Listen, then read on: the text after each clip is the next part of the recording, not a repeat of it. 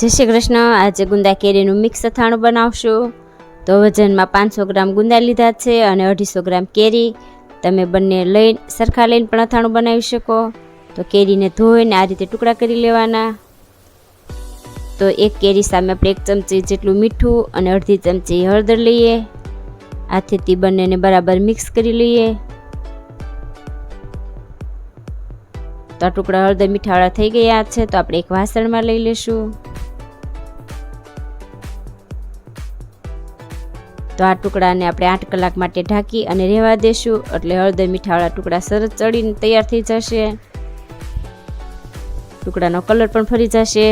તો તમે જોઈ શકો છો કે વધારાનું પાણી પણ નીકળી ગયું અને ટુકડાનો કલર પણ ફરી ગયો। તો આ રીતે વચ્ચે વચ્ચે 1 થી 2 વાર ઉપર નીચે કરી લેવાના ટુકડાને। કોટનના કપડામાં આ રીતે ટુકડાને બધાને સૂકવી દઈએ અને આ ટુકડાને 8 કલાક માટે આપણે સૂકવવા દેશું।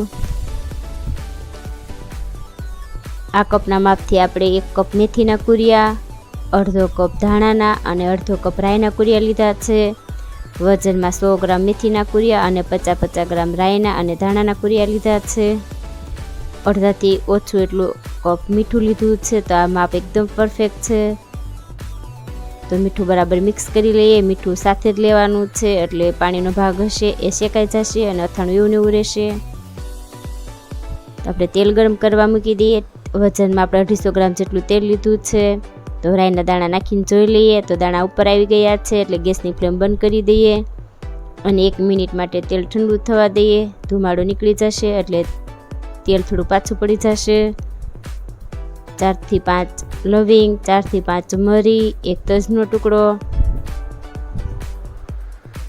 હવે કુરિયાને એડ કરી દઈએ। તમારે એ વાતનું ખાસ ધ્યાન રાખવાનું છે કે તેલ ગરમ હોય ત્યારે કુરિયાને એડ કરવાના નથી। થોડું તેલ ઠંડુ થાય ત્યારે જ કુરિયાને એડ કરવાના છે, એટલે કુરિયાનો કલર આપણો પીળો જ રહેશે। થોડી વાર ઢાંકીને રહેવા દઈએ એટલે સ્મેલ સરસ બેસી જાય। અડધીથી પોણી ચમચી જેટલી હિંગ ભારે સ્ટ્રોંગ વાળી હોય એવી લેવાની। 1 ચમચી હળદર, 1 ચમચી વરિયાળી, બરાબર મિક્સ કરી લઈએ।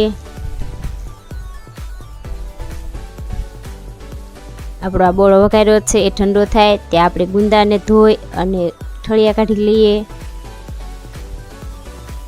તો કોટનના કપડાથી ગુંદાને આપણે લૂછીને સાફ કરી લઈએ।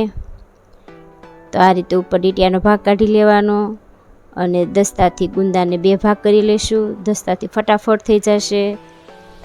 તો મીઠાવાળી છરી કરી ઠળિયા અને અંદરનો ચિકાસનો ભાગ હોય એ કાઢી લઈએ।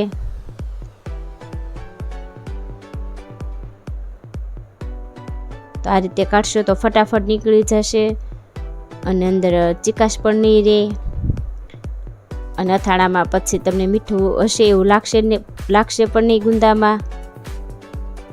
તો આ રીતે બધા જ ગુંદાના ઠળિયા અને ચિકાસનો ભાગ કાઢી લીધો છે। તો અડધો વાટકો જેટલું આપણે લાલ મરચું લઈએ। લાલ મરચું નવું હોય એવું લેવાનું, એટલે કલરમાં પણ અથાણું સરસ બનશે। બને તો કાશ્મીરી મરચું લેવાનું। તો આપણે જે બોળો વઘાર્યો તો એ ઠંડો થઈ ગયો છે। તો આપણે ગુંદાના ઠળિયા કાઢ્યા છે એ એડ કરી દઈએ અને ટુકડાના આ રીતે જોઈ લેવાનું કે પાણીનો ભાગ હોય તો સૂકવવા દેવાનો, પણ ટુકડા આપણે સુકાઈ ગયા છે તો આપણે એમને પણ એડ કરી દઈએ। બરાબર મિક્સ કરી લઈએ।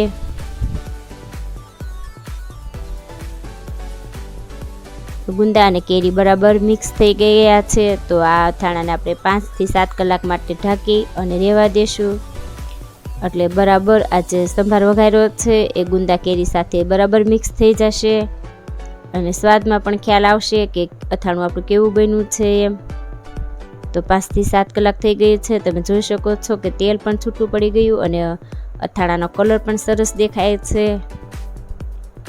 તો આપણે અથાણાની બોટલ હોય એમાં અથાણું મિક્સ કરી અને બરાબર ભરી લઈએ।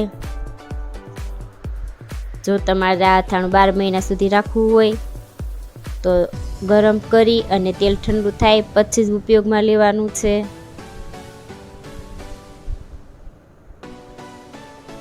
ઉપર આ બોટલની અંદર ઉપર તેલ દેખાય એ રીતે તેલ રાખવાનું એટલે 12 મહિના સુધી એવું ને એવું રહેશે.